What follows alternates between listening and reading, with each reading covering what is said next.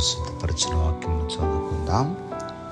ఏ అపాయమును రాకుండా యెహోవా నిన్ను కాపాడును. ప్రియ దేవుని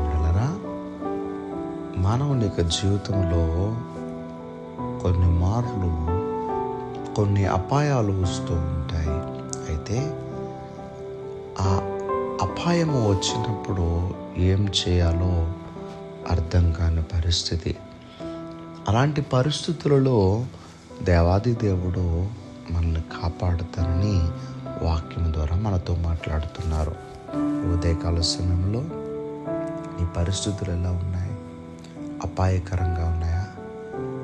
అయితే అపాయకరమైనటువంటి పరిస్థితుల్లో దేవుడు సహాయం చేస్తారని మాట్లాడుతూ ఉన్నారు. కనుక దేనికి మనం భయపడకుండా నా ప్రభువు నాకును, నా కుటుంబానికి, నా దేశానికి దేవుడు తోడై ఉన్నారు, ఏ అపాయం రాకుండా మమ్మల్ని కాపాడతారు అనేటువంటి విశ్వాసం కలిగి ప్రార్థిద్దాం.